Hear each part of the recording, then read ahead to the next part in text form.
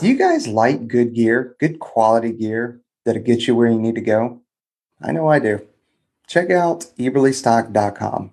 They have an entire range of rucksacks and apparel that'll help you, whether it's military, law enforcement, or even hunting. I particularly like the F1 mainframe because I like to load that thing down and I can swap out different rucks and throw it onto the frame and then just attach it. I also have the Switchblade too, which is a nice little 3-day ruck that'll get me going where I need to go. So great quality stuff, veteran owned. The owner is a prior Air Force A-10 pilot. Great company. We really enjoy working with these folks because they, like I said, they produce some quality gear, and it's definitely worth your time going to check them out. And if you do that and you decide to check out, use the promo code OR10. That is OR10, and it'll get you a discount on all of their gear. And they've got rucksacks, apparel, among a whole bunch of other things. So definitely go check them out. eberlystock.com. Yeah, that was really, really bad. Listen, good claps make for good You want to do it episodes. again? And I got Do it again? Now you can't do it again. And we're leaving this in the podcast too. I'm gonna tell Freya leave all of this stuff in the podcast. What's up, everybody? Well, then go like this guy. I even gave him the brief. Jesus he goes Christ. over. We're with my man AT here in the team room. Welcome back, everybody. It's the team room. It's me. It's Peaches. It's AT. We're gonna talk about who AT is and how bad he is at clapping here in a second, even after a simple brief. Hey, we'll get into it. I want to say thanks for everybody to coming back. Thanks for following us on the IG. Thanks for checking out, especially those shorts. Go check them out over on the YouTube channel. We're dropping a lot more of exclusive content. Peaches is going live all the time over there. So go over to the YouTube channel, hit like, hit subscribe. It really does help us out. Welcome to the team room, AT. AT, I'm not going to overtalk it because your story is amazing. My heart rate is 197 beats per minute now, just remembering you as a former PJ instructor of mine, and now you're sitting in the Hog, the world's awesomest steel bathtub attached to a flying gun. We're going to talk about all that stuff. We're going to talk about Team Madman as well, but first and foremost, welcome to the podcast, man. Thanks for coming on. Yeah, thanks for inviting me. And my heart beats like 190 beats as well. Attack. Ooh. So break them like a C4 this morning.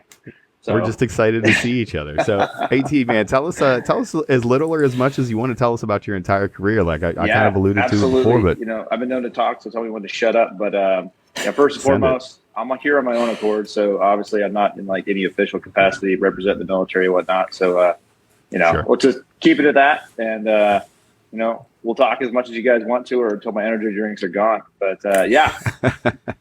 So hey, thanks for having me on, guys. Yeah, so man, I was a PJ from 98 to about 2008, and then I crossed over to the A-10 kind of world. So I got in just about the same time as Peaches, man. So I think you're a little bit after me, and right before 9/11, back when it was a joint Indoc actually. So it was pretty rad. It was PJs, controllers, sweating and bleeding, in Lackland together. And crying. You forgot about crying. It's blood, sweat, and tears. You should say crying too. There was plenty of crying too. Guys talk a lot about ETD. We had a whole week back then. It was like Hell Week, and yeah. I can't wait to talk about it. Yeah. So, shit, man, did that, and then I was on the first wave, 9/11. It's October, of 01 in the GAN, or Uzbekistan, just north, and then I got to do some really rad stuff there. Obviously, with that first wave, there's a lot of unknowns and stuff, and then I met up with Peaches over in Jordan for the initial push into Iraq from the West in 03. Did a bunch of other deployments in between that. And then finally decided that I wanted to go fly. It was my original dream when I joined the military. I didn't know you did have to be an officer to do that, So somebody didn't explain it very well to you. Yeah, kind of like the recruiters are like, hey, go be a PJ. You don't need how to swim. Kind of lying to you. Yeah, join the Air Force. You can go fly an F-14. Like you watch Top Gun. Yeah. So no, I had figured out I had to go to school, and obviously you guys at that deployment rate, it was like impossible. So I took an instructor slot and at Indoc at the time, and finished up school there, and got picked up for active duty pilot training. But I found out about the Guard. Best kept secret. And then I got out, Palace chased out of active duty, went to the Guard, and they sponsored me right into a Hog unit. It's like about a 2-year pipeline, just like the, kind of like the operator pipelines, just long go.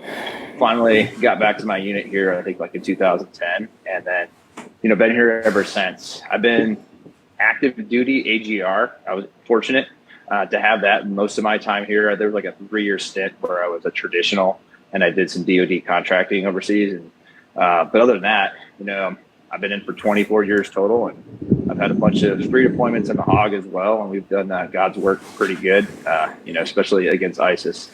We put a lot of those fuckers in the ground, so right where they need to be. So we could talk about all that stuff if you guys want.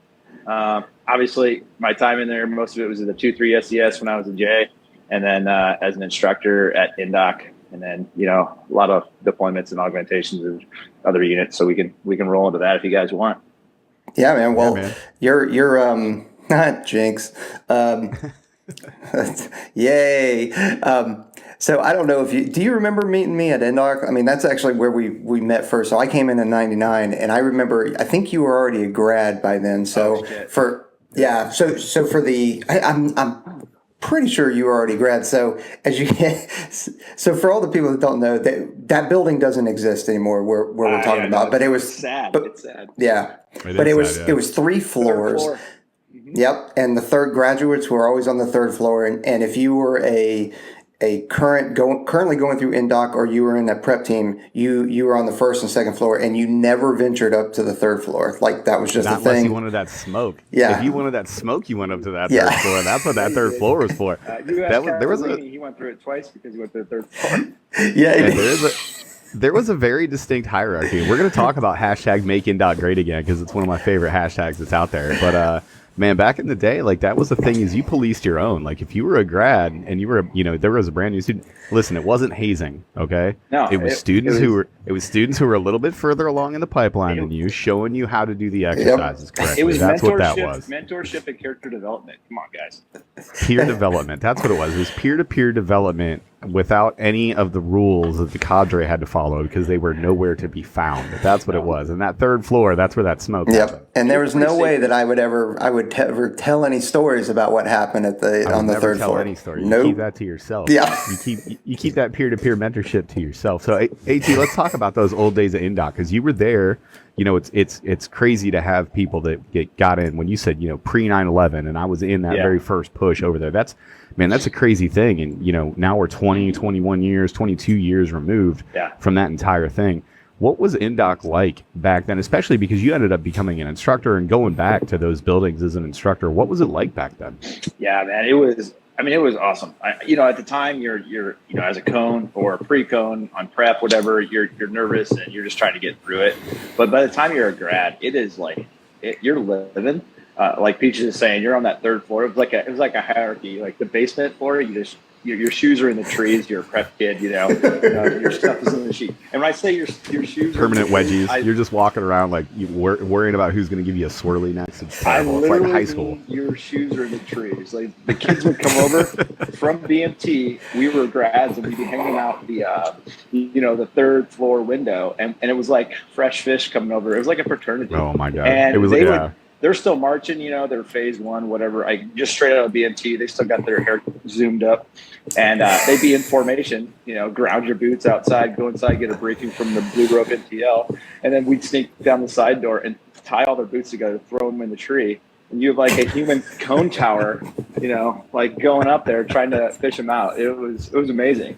And then there was hey, come up to the 3rd floor for a free haircut, or, for the intro. And then, you'd miss a CQ kid for like 2 hours and be taped up in the closet. That never happened. Listen, that never happened. Again, it wasn't hazing. It was peer-to-peer mentorship.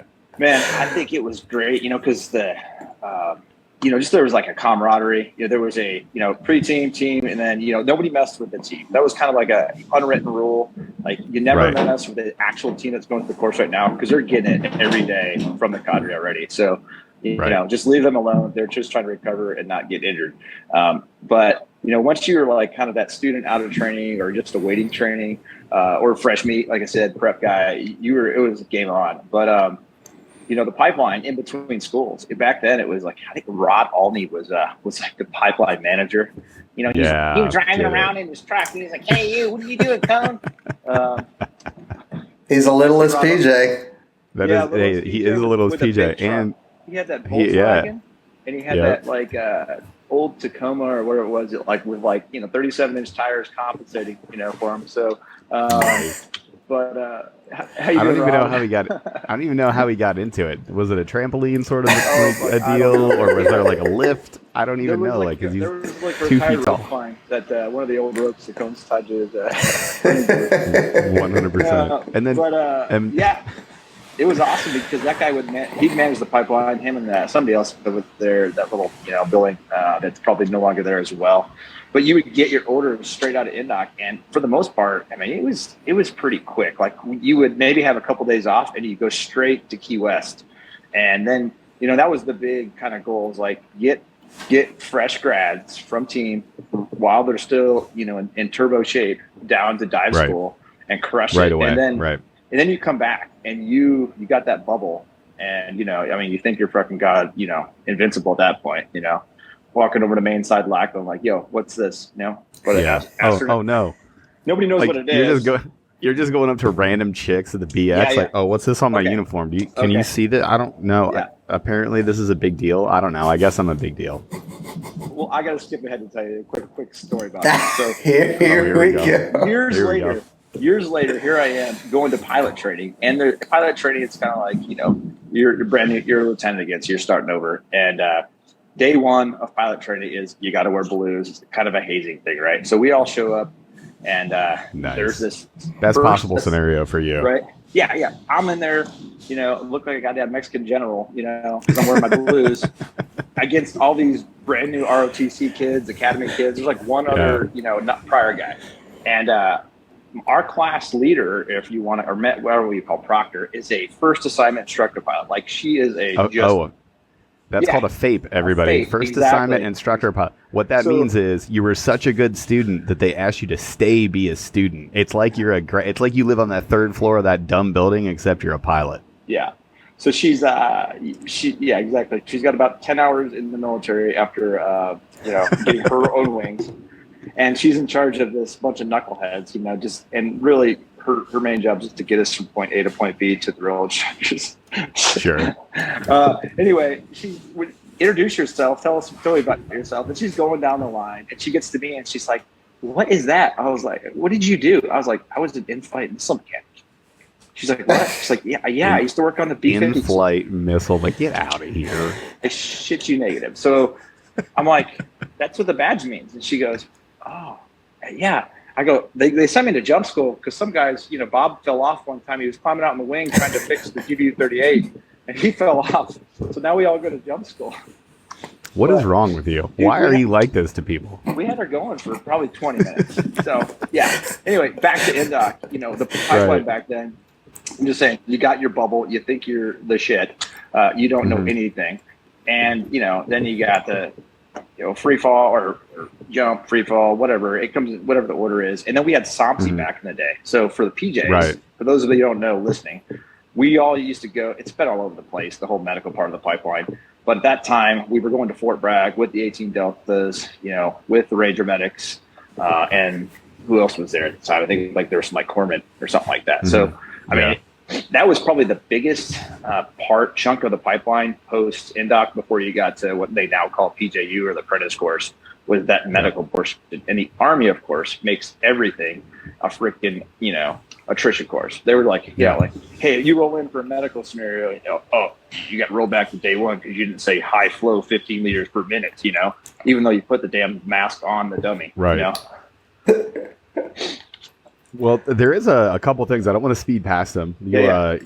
Go check out Team Madman on IG. It's dope. It has some awesome content on there. But you put on there a couple times, and I'm sure that you got the most response to two things that I want to talk about. And this is straight up old school Indoc stuff. So the first thing I want to talk about is Black Thursday. So Black Thursday, just the word. Scared right now. He's shaking. Just the word. I'm telling you, hey, if you say Black Thursday around a certain group of people, I start stretching in my head right now. I was just like, I gotta get ready for this thing.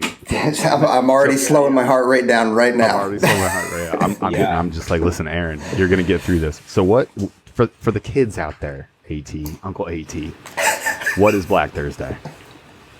Scary day. It was so scary. It was so scary. I'm doing like the President Joe Biden thing. I think it was like Black Thursday, terrifying. Weeks 4, 5, and 6, maybe in it's a 10-week course. It was you after could never tell. Yep. The hell week. You never knew when it was. It wasn't the first couple weeks, but Nope. you had some weeks under your belt. You had some water con in your system already before you did this. And it was a gut check. It was 3 of them. The first one was a BDU day, I think, or a BC day, one or the other. Yep. Right. And then the second one was the BDU or the BC. The third one was the BDU BC day. So what is it now? Your OCPs. It's your friggin' uniform. Yeah. And your BC. And your booties, by the way. So and your booties, by the way. Just put on a top and go in the pool and try to do a 25-meter underwater. Now put all that crap on, and you are just a bag of drag. And it was the instructors were always bringing that. The instructors were bringing that energy too. The second that you got there on a Thursday, it was the volume was already up. It was like we had morning pool sessions during mine, and you would show up on Thursdays, and it would already be loud. Like, I'm not a morning person, and you get off that bus, and they'd be like, put on the full uniform, and you'd be like, oh, God, no. I'm going to name drop some people here because get it. Billy White and, oh, gosh, who was maybe it was Dave Swan. Dude, they roll over in the big blue Steely, and they're, like, pull right up in the grass, and of course I did this later as an instructor too. I'm like, I want to do that. Nice. And they've got good instructor move. No parking space, just right on the grass. Yeah, right next to the Skylark. Metallica's blasting, blowing out the cheap Air Force speakers in this thing, and Billy White walks in. He's like, I've been flicking myself in the nuts the whole way over here. I'm just fucking amped up. And it's immediately like he just starts kicking. What a ridiculous thing to say. He's like an 06 now, right? Yes, God, Colonel Wright's actually retired. We can tell this story because he's still active duty right now, but he's on his way out. But the best part about that is you tell that story, and folks that don't know him are like, oh, okay, that's pretty funny. If you know him though, it's like it's not. You can just see it, and it's even more funny. True. Oh my God! True. I'm not making this up, dude. The guy is. He's nuts. He was absolute madman. He's super competitive, and when I got to the 2-3, he actually came there from Indoc. He back to the teams, and you only got to beat him at one thing one time, and you got him. Like I think I beat him on a ruck run, and he was like, "Redo tomorrow." I was like, "Man, no, I got jiu-jitsu or something, man." He's like, "No, redo." I was like, "Nah, maybe next month." He would just be under his skin. So a really competitive guy. Fantastic. He would kick your gear. Him, Dave Swan. I'm trying to think of the other instructor there at the time. Craig Showers was the. Ross Kilbride's been there for millennium. And he's still there. I just saw him 2 days ago. Yeah, you can't narrow it down. Like, hey, it was when Ross Kilbride was there. Oh, do you mean like for all of modern history? Oh yeah, I found his name. He was my proctor. So I found my old shirt with we'd get a shirt in class. It's he Ross was my proctor too. Yeah. We brought him back when he was already 90. I mean, Jesus. But, he's still a freaking stud. So. I can't wait. He listens to this occasionally, him and Capo. So Capo was on team with, so Capo was my team leader, and he'd be like, hey, Big A, like, Capo, what's up right now? Awesome, dude. So love that cat. I just talked to him the other day. He's always like, every time I talk to him, he's giving Top Gun references. So fantastic. It's a Navy movie, Capo. Grow up, Peter Pan. How dare you? So Black Thursdays, man. For those of you, cone wannabes out there, and that's the reason you guys follow One's Ready, man. That is a legendary pool session. It was always so bad too. It was so bad, and I just remember like Black Thursdays just evolved. Like there were no rules. It was like the instructors would make some half-ass attempt at actually running like a normal pool session. They'd be like, all right, line up. And then somebody would screw a count up or somebody would do something. And it just went straight to hell. They were like, you know what? You guys don't want to count up to 7s in order for us to do underwaters. Just count off by 2s. And everybody was just like, oh, no. But why do we need to count off by 2s? We don't need to count off by 2s, do we? The thing about Black Thursdays, though, is that, so you're throwing all that stuff on, right? But the timelines and the standards didn't change. So, if you're slick and you're doing underwaters at a minute 30 pace, you're going to do it at a minute 30 pace and everything. BC, booties, uniform. And Dude, there was some severe gamesmanship though. I mean, you had people that would have nightmares. They couldn't sleep the night before, like Wednesday night. They were thinking about it. 100%. They would not eat. People would not go to lunch, like especially if it was like, oh, dude, afternoon pool sessions. Nope, no one's eating lunch. No one's eating on a Black Thursday. It was like literally people had nightmares. When I said I'll eat a dinner, homie. Peaches was shaking. I mean it. There's a ginger PJ, not Coley Pepper, but another one out there, and I think he's actually out now. He's like living in the mountains, all bearded. This guy, and he ended up being a stud, like PJ of the year and stuff later on.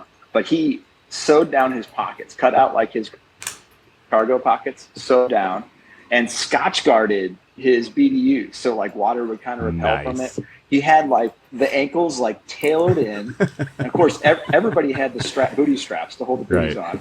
Like anything that give you an edge, like like shaving his whole body of hair, like a Olympic swimmer, anything because of fear of Black Thursday and that extra drag. And did it help? No, but it made it feel like it helped. It gave you that mental edge. Like, and by the way, the gamesmanship, and it plays in perfectly with what I want to talk about next, because I have my own story of gamesmanship that I'm pretty proud of. But ETD, so the extended training day, or Hell Night or Hell Week or whatever, it was remarkably different back then. So just tell us a little bit about ETD. Yeah, so I mean, coming back as an instructor, so I had all these visions of grandeur, of, like I'm gonna make Indoc great again, and it is. Indoc had already changed when I got back. I mean right. This is something that I think the Air Force made a big foul. Before I answer your question here, man, when they split all of us when we were together. So Peaches and I, part of that old school, like we were together at Indoc. You saw that on the teams. You saw the reflection. I think it happened 2003-ish when you started getting guys who went to, at that time, the CCS and whatever it was, or CC, whatever the heck it was. Ben Hubbard. CCSC, so Combat Control, Orientation Court, over by the little Medina Annex gym. Yeah. Right. So there was already that kind of like us and them, the old school versus the new school in the teams. Like you would see that, like you'd come into Silver Blue, when they were colored teams back then. The guys were already kind of holding that over each other. So it just sucked because when we went through it together, there was no PJCC like T. I mean, yeah, you guys had shit going down at the Triangle, down at Keesler, but we pretty much everybody had the same clout, And then when it separated, it kind of created this whole weird world. But so I go back, and I'm an instructor now, and I kind of want to hold that standard, right? Standards and norms. We want to make sure we hold those. There we go. But, right. Right. See, great reference. Great reference. No, it's good. I like it. I saw that in an email recently or something. So. Peach's heart rate is now at 210. Like you keep giving him some time off. Like he just woke up. He doesn't want to have to deal with this at 7:00 in the morning. Give the guy a break. For those of you who don't know, so what was Hell Week kind of morphed into the ETD, and it's a day. It ends up being like 2.5 days, just because of the way it happens. We always hit you in the middle of the night. So you never had any sleep, and pretty much, I've had the bullhorn is like. That's like, it gives you your power. It's kind of like the knife hand. You have the bullhorn. That's where your source of power comes from when you're going through like the cone dorm, and you're just like, get up, too slow. Get up, right? Get up. Oh, I didn't wake you, did I? Get your gear on. You have 37 seconds to get all of your gear out front. Oh, you want to be a cone? Name every single knot. Yeah. So there are ways to mess with cones, even when they are physically spent. Like I don't know if I did this on an ETD or it wasn't around your class, but I had to move their entire room outside and reconstruct it to the exact measurements of the dimensions of their room. I mean, why are you doing this? That's 100% my class. Like, why are you saying this to me? And we had to do it, out in the old abandoned dorms. It was out in the thing. And your boy, I think he's out now, so I'll say his name, but Alec also had us marching. So he we got out on, it wasn't on ETD, but he was screwing with us. He was like, all right, go outside. And he started calling like straight up Air Force cadence marching things. Gosh. And we were like knee deep in Indoc, right? So none of us had any idea how to march. Like we're like, we know how to run in formation, but that was it. He got so mad. And then that's where the set your rooms up exactly. And then if you remember, you did room inspections. you walk down the fake hallway and you would knock on the fake door and come into our perfectly set up room. Get a parking lot or something. It was in the grass out behind the dorm, and you had to move your entire dorm room out there. Like, you couldn't hang anything up, but you're like, listen, if it can get moved out of this room, move all of your stuff. People were setting their beds up, like making their beds out front. And the absolute Stockholm syndrome that we had, no kidding. I remember as a grown man looking at somebody's bed and being like, hey, fix that corner. Are you joking? Be a professional.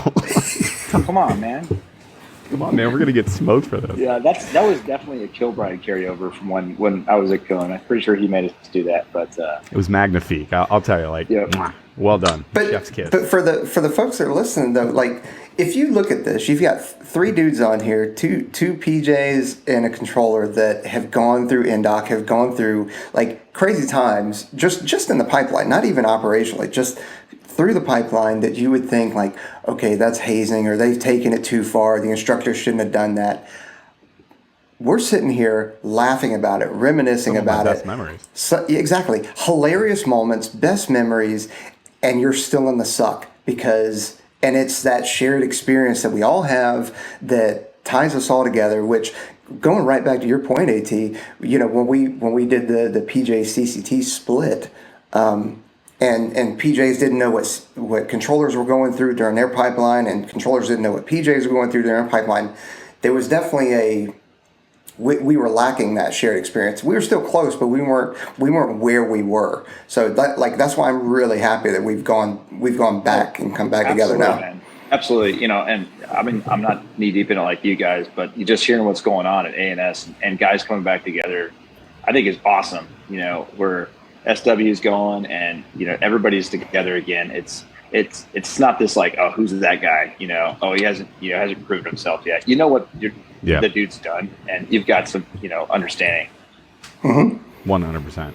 So you get out of there, you get out of your time in being a PJ. So you went to the 2-3 and you got some deployments. I always ask guys that went there kind of on that first push, man, what was it like? Like when you were getting ready to go, when September 11th happened. So what's your September 11th story? Because that's what kicks off this deployment. Yeah, right. Were you already at the 2-3? Yeah. So okay. Jason Kemp, is KP still in? I don't think he's. I'm pretty sure he's out now. So Jason, we had just done like a run, swim, run. You know, so for at Herbie, the 2-3 compound right there on Independence, you run out, you swim across the Sound, you come back, and you run. And you know, we had just changed, showered up over in the old locker room, and gone over to the Reef, which is like the little DFAC little chow hall. Yeah, and it's still, by the way, it's still there, and it's still the best place to eat. For me, it's still the best place. It's still the best DFAC on Herbie. So, yeah, so we're eating chow, and I think we see, like, they're showing reports. It wasn't live at that time. They were showing of the first tower being hit, and we're like, oh shit. So, like, something's going on. Let's roll back to the squadron. We go back to the squadron, and of course, everybody is gathered around in the ops building, right? Or the ops desk. Everybody is watching the TVs, you know, just that's where nobody the knows what the hell's going on. That's the TV's at, right? And I think we were all in there, and we saw the second one hit, like, live. Everybody, like, at this point is freaking out. And I remember real specific. I don't know if it was right then or before the Pentagon was hit. Kurt Buller was the DO at the time, and he walks in and he goes, "Pack your bags, we're going to war, boys." Like, literally, he said it. Like Starship Troopers. I was going to ask if it was like, "Get your stuff, we're going to war." Yeah, he's a super intense guy, and when he talks, you listen, you know. And he's just like I'm just talking like freaking stud collegiate wrestler at the academy, honor grad at Ranger School. Like, you know, like when I was like. Always like at that, I was like, right. He's just, you know, we're going to war. We're going to war because he said it. I mean, everybody already had their shit, you know, in their cages, but like we all ran out, and like people, it was insanity of the unknown. It's like, do we need Zodiacs? I don't know. Like, it'd be like you see a dude like running through the compound with like a 50 horse over his arm, and another guy's got ammo cans. And like, where are we going with this shit? What are we doing, guys? I don't know what we're doing, but get something, pick it up. I need help. Get something. I mean. I remember we were there pretty late that night, went home, and it was like, hey, I told wife, was like, I lived over Commando Village, so I had to leave the main base. And I was like, we need to get back on. I mean, I need to go back because I need to finish packing out my bag. I was like, so I need like the stuff that I didn't have there, like deodorant, toothbrush. I had some of that. So we went back on the base that night, and I don't think the machine gun nests were up yet, but it was a pain getting through the gate. The next morning, I get a phone call at the house, like, "Hey man, you might want to ride your bike to work because you don't want to drive." So I hopped on my mountain bike, and the line was all the way up, whatever that road is that comes out that gate. Yeah, 98. yeah. No, not 98. All the way to Mariester. All the way to Mariester. Oh, okay. Yeah, and no kidding, it was a standstill. Like every car was inspected, and I don't mean like the quick, like it was like the full up. Nobody knew there was a machine gun nest at every gate. So I got through it. Of course, we're getting briefings, we're trying to get intel what's going on. And long story short, we don't actually push out of town for a few weeks after that. But we're on the first list. I mean, you had like dudes that were at that time. Had Southcom was our AO. We had guys at Puerto Rico. Who got recalled. Like the SEALs are sitting there like, "Where are you going, man? Can we go with you?" As guys are like packing their bags to come back, recalled in the 2-3 so we can deploy. Wow. And I think I had this written down here because I was looking at my notes the other day, but there's a time, like this is the bad thing we're all bad at. So all you out there listening as you're just starting your careers, I know this sounds really stupid. Keep a journal, like write this stuff down. Because like you're 20 years from now, you're like, when did I go? And I'm like piecemealing it for like pictures and stuff. What day was it? I'm looking at orders. It's not, you're not going to care now, but like your kids, somebody's going to care at some point. So we were in country, we all hopped on like a C-17 and we got out of here. And I've got pictures of us that, it's all grainy because it's not in digital. It's like old school You took it with a photos. potato. Yeah, you took it with a disposable camera.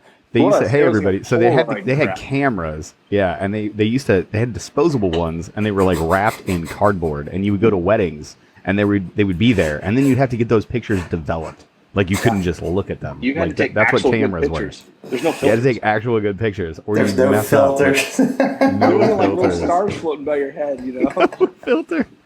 You couldn't be like, yeah, exactly. So we got to Uzbek, and I think we flew on the first flight. So we got there was nothing, bare bones. It was like us, fifth group, and some AC-130s. But like, there's not even a defect. We were eating MREs for the first couple months. We didn't have a shower. We had some of those like sun bags you like hang up. Remember, there's this weirdo we had, Greg Waldheim, named. So just drop all of them. Yeah, all of them. Just name drop him because I think he's totally out. Or maybe so we just dug a hole. That was your latrine, right? And like Waldo's out there, like literally just taking a two, and there was like a nail. You take your own personal roll of toilet paper because like everybody had their own, and it was gone. It was gone. Then you were down to the MRE toilet paper, which is terrible, right? Oh, it's like terrible. It's great for woodworking. John Wayne toilet paper. That's that John Wayne toilet paper. It's not taking shit off of anybody. If you're you know what I mean? Building like a table and you use some sandpaper, it's great, but that's about it. So it's literally, but there's no curtain, there's no container around this. It's just a hole. It's like two pieces of 2x4s that we'd made like a seat for out your of. feet, right? Yeah. I mean, like you could totally see, snake ropes, man, and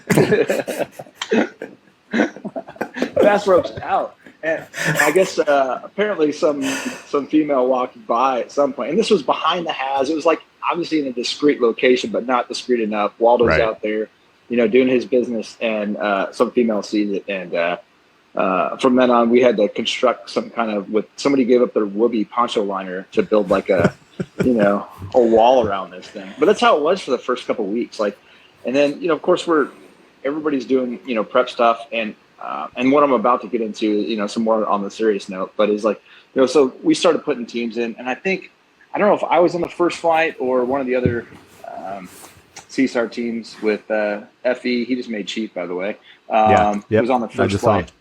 So I think he might have been on the first flight. But anyway, we got shot at the first 2 nights, like going across the border. This is back when, like the unknown, right? So we would test fire the miniguns, across the border. Mo just retired. Seth, he shot his. You heard this, Peaches? This story. Yeah. Fantastic. Yes. Send it. Story time with AT is getting spicier and spicier. Can I say this? Is Mo retired now? I'm pretty sure he's retired now. Yeah. So when we test fired weapons, like dude test fires his 203 off the back of the ramp of the 47. Solid. Right as we're crossing like into from the north. So, that was awesome, man. So good dude. I love him though.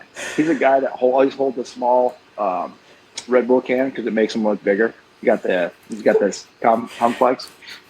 Nice. He's a loud Italian. Nobody is safe today, by the way. So I love you, Mo. The guy, you think he can fight? So, Aaron, dude, this guy, he's a big pussy. He's a softie. I remember at AJ's once, like some guy was beating on his girl. Like we're walking across the parking lot to AJ's, and of course we're like, "Yo, hey, dude," and he's like, "F you" to me, and then Mo's like, sure. "Hey, man," and then of course it's like, "Oh," because Mo's a big guy, so he's like, at that time he's like, "Okay," I'm like, dude can't even fight. I mean, like, you can't. He's a teddy bear. What's he gonna do? Hug you to death? Snuggle you? He doesn't jits, man. He just uses his size. He doesn't jits, homie. So there you guys. So there you guys were for the first couple weeks, and then how long was that first deployment? Dude, it was like 6 months, man. So some notable stuff that happened, obviously, that I want to get out there is, at first we're putting in these ODA teams, fifth group guys, and they were kicking ass. Don't get me wrong. But I think that's when they were realized they weren't the technical experts on how to use air power. And if it wasn't for this deployment and, and guys like Kurt Buller, who were like, dude, we need a JTAC out with every team. That was so influential for the last 20 years. Nobody knew what a JTAC was. The world would not know what a JTAC was had it not been for the stuff that went down in that deployment. They're like, no, we need an Air Force dude out with those Army guys. And you guys like Charlie Mike, just like killing dudes like the plague, like one B-52 strike killing more people than the Omicron ever will, like just mowing them down. And then LB, I just saw something the other day. There's a guy that wrote a book. It's called The First Casualty. Toby Harden. He's a Brit. Check it out. It's on Amazon. But he posts something like every day on IG, like a picture. He's got all these pictures because I carried out Mike Span's body, So when the prison uprising happened, Mazar Sharif, back in late November of that year, he was the first American, killed. And a lot of people don't count that because he wasn't a uniform wearing guy at the time. But no, he was first dude killed in combat. CIA dude, Mike Span, right there. We had his body on the 47. I remember we landed back in Uzbek, and there'd been one other guy that was killed, but it was due to an accident. He actually got, and it sucks, man. He was a CE guy. He got kind of crushed by some equipment. So he's the first real person that died. But like in combat, Mike Span, we land the 47. And the fifth group chaplain's there, and they got a flag. I mean, it was pretty somber. It's like, dude, since the towers fell, this is like the first American soul lost in combat. So, it was pretty sobering. And then, like a week later, I pulled out SCORE in those dudes, a bunch of fifth group dudes from the friendly fire thing. So it's kind of interesting, man. I've been listening to your precision strike stuff, Peaches, and how 9 lines, that time I'm like, I knew ECAS as a J, maybe, like this is me, this is direct description. But now it's like the entire J-Fire and Joint Publication 3093, how we do CAS 9-line procedures changed because of a few incidents that happened. That was one of those, like, no longer put in friendly position as coordinates, because some stuff happened there. But that was another one that sucked. So literally one of my own bros from the 2-3, a controller, we land in Mazar Sharif. We're getting, these wounded guys out of there that this 500-pound bomb had messed up. And it's one of my own guys who comes on the aircraft. So that was like, oh shit. So a dude that I know is effed up. And he ended up being all right, man. He's a PA now. He's rocking it, man. He's like, I think he's a colonel or lieutenant colonel, but out in Aviano. But good for him, man. So Mike, if you're listening, hope to see you again. It's been way too long, dude. Good, dude. Tons of shout outs. I don't know if anybody's going to hear it. I make this joke all the time. But you can say whatever you want on here. Nobody listens. No one watches no one watches this stuff. No. Man, this is like a reunion, man. So yeah. So after that deployment, go ahead, man. What do you want to hear about? Yeah, next? I just wanted to hear, because it sounds like, that was, you said you always came in because you wanted to fly, but that first deployment, it sounds like, you started really, looking at CAS, and you started looking at things from kind of like a different angle. And it had to be just such a weird thing for you. You go through Indoc and you watch the towers fall, you're at the 2-3, and then you blow out and you go to this country, but you see immediately how air power, which is, I mean, that's our bread and butter, right? Like it's leveraging air power for us as a ground maneuver element, but really you're looking at the larger Air Force. And is that when that bug started kind of biting you? Like, hey man, I think I want to go over and I want to fly these A-10s. Yeah, I think at that point I secretly wanted to be a controller. So it happens like that. The first time that I ever called in, I was lucky enough to call in AC-130, like live AC-130 down in Melrose. Like the team sergeant that I was working for, I was the airfield seizure PJ, right? Like when I was at the 321st. So we were on a TDY, they were doing FMQs, and he was like, hey, do you want to call in, live AC-130? He took me and the other PJ out. Listen, man, I get it. The first time that I called in those fires, it was my voice on the radio, and then an AC-130 put a 105 round on one of the target sets. I was like, okay, I get it. I understand what controllers are excited about. You know what I mean? Yeah. No, it was. I love being a mediocre PJ. Nobody can take that away from me, But like, listen, I get the whole controller thing. I love being a PJ, man, but I pride myself on knowing other people's jobs. So, I mean, there's some people who min run everything. They're just like, that's not my lane. And I was always that guy, like, dude, if you're going to make me carry your 5590 in my already heavy-ass Medrock, because, you just need somebody else to carry more batteries for you, I at least want to know how to operate your radio and some of your gear if you go down, And I had that mentality, same thing.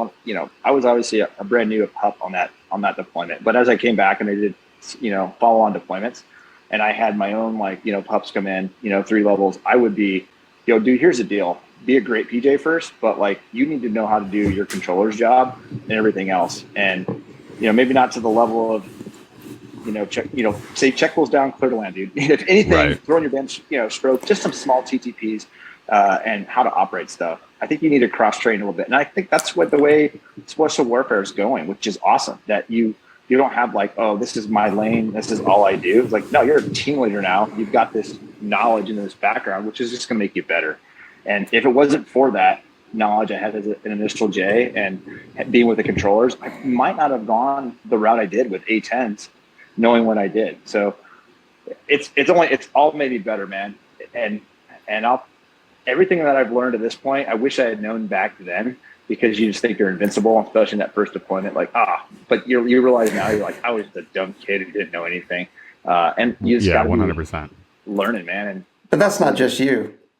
That's everybody. We all feel like that. That's and that's the reality of it. And one of the things about learning other people's job is you never know when someday it's going to save your life, because maybe that controller gets shot or incapacitated or something like that, and you got to be Johnny on the spot, pick up the radio, or going to a hog driver, or even if you're a Viper pilot or something like that. But if that JTAC gets hit on the ground, incapacitated, and then there's somebody on the radio that doesn't know how to do a 9-line, doesn't know how to do a call for fire, and you as a pilot have got to, being separated from the situation, calm that person down, be able to pull and extract information enough for you to be able to target the enemy and not target friendlies, which is a very challenging, and that's one of the things that we work through as a JTAC.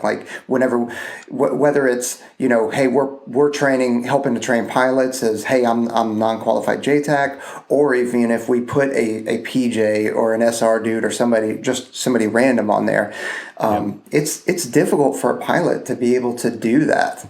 It's impressive. Yeah. Oh, definitely. So, I mean, we could sit here and talk all day, man, and we're already 45 minutes into it. So I'll kind of skip ahead. Skip ahead to flying planes. Ahead. Just how about this? How about what pipeline was harder? Was it harder to become an A-10 pilot, or was it harder to become a PJ?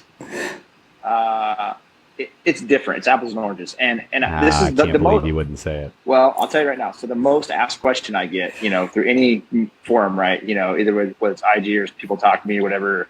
I did a YouTube thing a while back, and there's the most asked question is, what do you like better, right? Or which was harder? Sure. It's like that 2-part question, and it's impossible to say.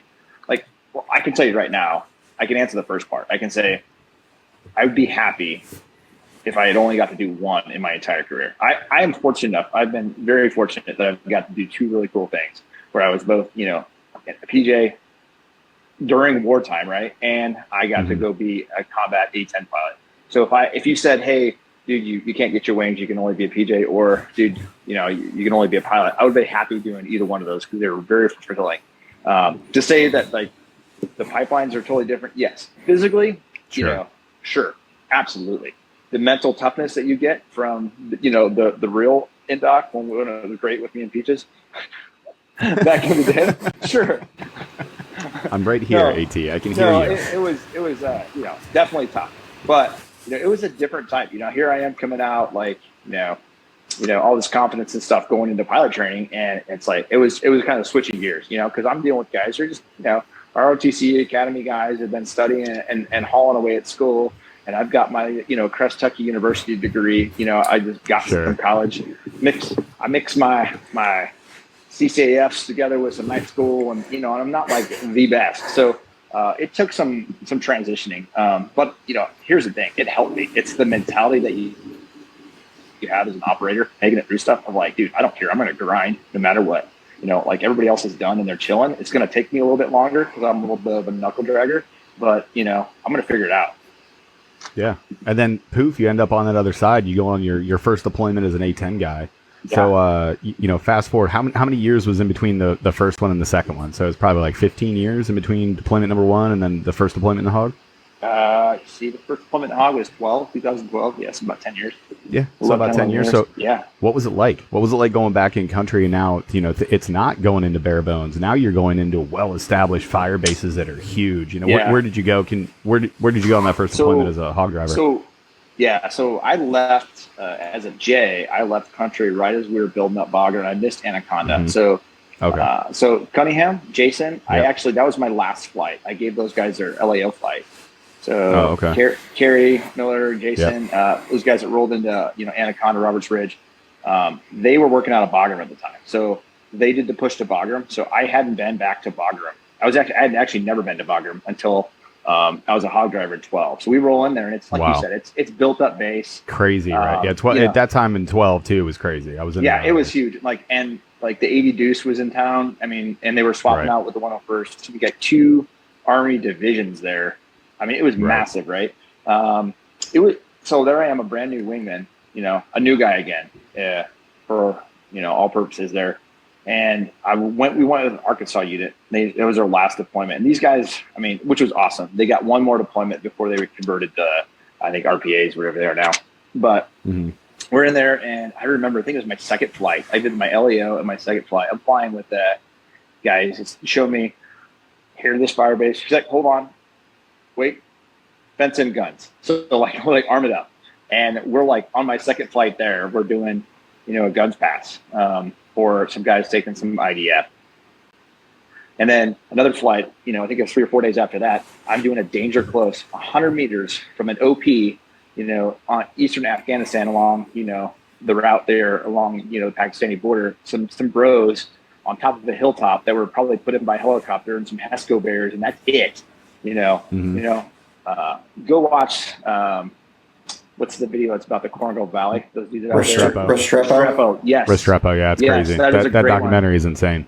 Great documentary. It was a lot of those type of OPs we were supporting, right? So you get called out there, and it's just like Pete just said, like, sometimes you had a getting a JTAC there. Sometimes you didn't have a JTAC at that OP, because there wasn't enough JTACs.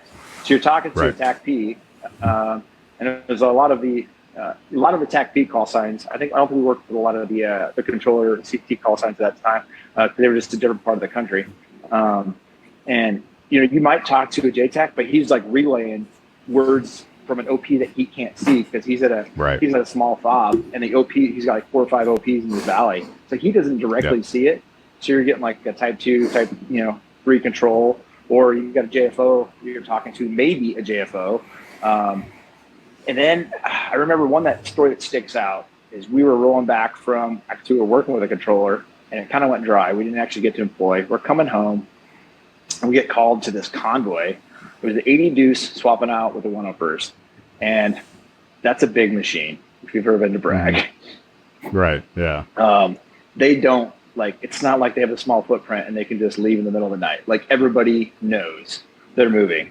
So they had already cleared this road to move, but they were moving all their hardware out, so all their vehicles. But they hit 21 IEDs in 3 days on the way out. So Oh my God. It was a slaughter, and it's right along this like river. So all the green terrain, we call it, like, trees and stuff, Taliban are hiding there. So they hit an ID, blow up an MRAP, stop the whole convoy. They have to tow them out of the way. These bubbas are taking contact. So we get called in there, and I'm on I think we get called in there right away after some, there were some Vipers. They were, one of the other countries was there, I forgot what it was, out of Mez, but they didn't get to employ because they couldn't get eyes on. So we get in there, we see them, we start shooting, we're talking to the JTAC, and then all of a sudden the radio goes quiet. And it's like, I don't remember his name, but we'll just say Bob. So Army dude comes on the radio, he's like, "Hey, pilots, Bob's shot." We're like, "What?"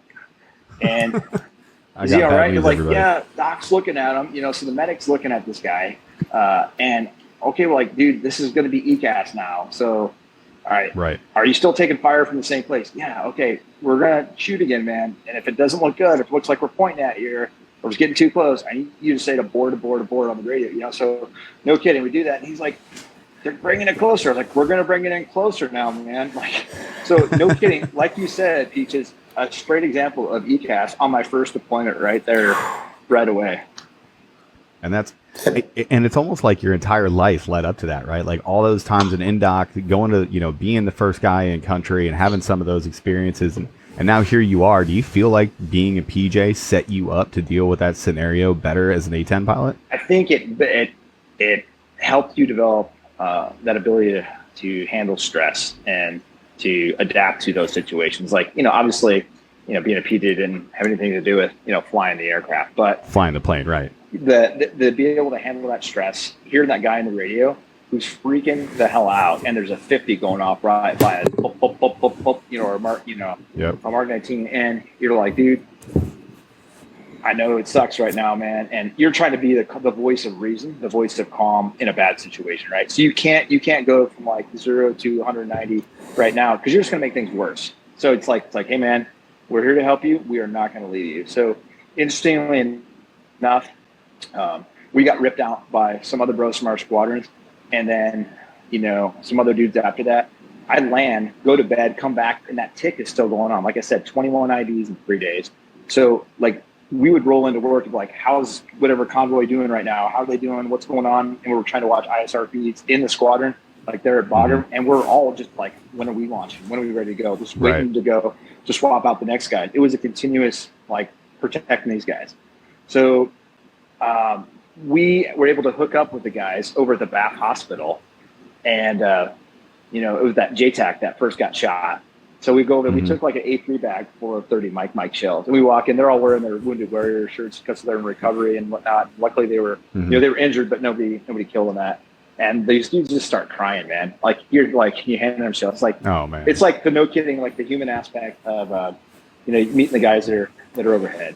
And this is how I got in the hog, by the way. So Nacho, NZ, so dude, in 03, when Peaches and I were rolling in from the West. I was with the Aussies wearing Oscams and all that stuff. The other bros are rolling up from the South, 2321 guys, and they're out with their ODAs. And my bro NZ, he gets into a huge tick, and a couple A-10s come down, and no kidding, like danger close. I mean, these guys didn't have up armor Humvees at this time. This is 03.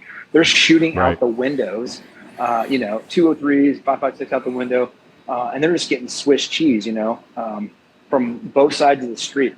A-10s come down, and like he says he loses them behind the buildings. They're coming so low doing strafes, and they get him out of there, and that's what saved his life. And it turns out like he met that guy in like a DFAC like 2 months later, and he's all bearded out from being in the field, and he's like, "Yeah, these are the call center that saved him." And then years later, when I was at Indoc, I got picked up for OTS, and dude's like, "Hey man, go to the guard if you want to fly hogs." I'm like, "Well, I don't know anybody." And he's like, "I know a guy up in Boise." And it was the same guy who had him. And that's how I got up there, man. So, I mean, there's more to that story. So later on, is after this deployment, we go down. That guy at the time, he was a lieutenant colonel. He's general now. He goes, "Hey, man, I'm taking a 2-ship of A-10s down to Ellington. My old roommate from Purdue is an astronaut. And he's going to give us a tour of, the neutral buoyancy lab, which I've dove in that pool before, and the Space Center. You want to go?" I was like, "Hell yeah, I'll go." So we hopped through Kirtland, got some gas there, and we and we went down there, and NZ's down there retired at this point, and they don't know it. That I invite them both out to dinner, and he's facing me, and NZ walks up behind him, turns around, and it's like a dudes that hadn't seen each other since 2013, 14, hadn't seen each other since 03. Two grown men just start, just like hugging and hugging. Like, he wouldn't be here if it wasn't for him. It was awesome. Yeah, man. That's crazy. That's like, it's somebody that gave you, that second half of that life. Yeah. That has to be just one of the most badass experiences, that can be. Yeah. Yeah, I had the same opportunity with, or the same situation with Shady Shimchuk, who we had on, I don't know, a handful of episodes ago. Same kind of thing, because he saved my ass in 2006. So it's cool. It's unusual to be able to meet up with people because we are talking to so many planes and pilots and stuff like that, and then we are out in the field for weeks or months at a time. We don't necessarily come back to where the pilots are based out of. Yeah, it's a brotherhood baptized in fire, man. You instantly have a connection with that person. You may have only heard their voice on the radio, but it's like, man, you instantly feel like you've known this person. Yep. So. Yeah, so it's exactly like my favorite war documentary, Die Hard. They talk on the radio. It's a great Christmas movie. Yeah. It's a fantastic Christmas movie. Right. Yippee-ki-yay, Hans.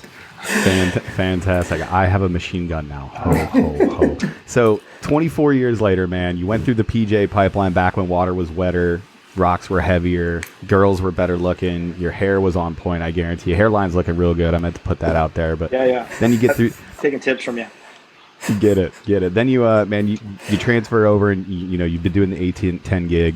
We always ask guests, hey, if you had, one piece of advice or, the people that are listening to us, like, and you hit the nail on the head, you got to do not just one amazing thing, but you got to do two separate, equally amazing things in your career. So if somebody is, sitting there and they're thinking about what it is that they want to do, what advice would you give to those people that are going to try to do something amazing with their life? Yeah, man, I would say, first of all, just get after it. Don't procrastinate. Because there is no tomorrow. You don't know what tomorrow is going to be. Tomorrow is today.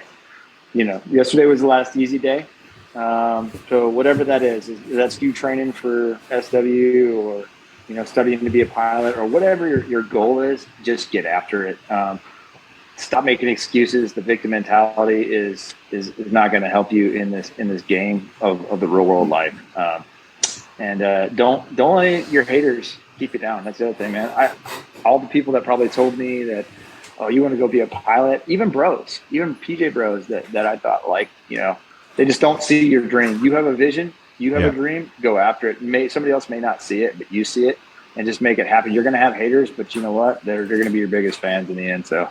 Yep. Sometimes it be your own people, AT. And now I do want to talk, just before we get off here, I want to talk Team Madman, dude. I love following your IG. It's motivational. It gets me in the gym, gets me going and lifting, gets me lifting some heavy weight. Tell us about Team Madman, Doc.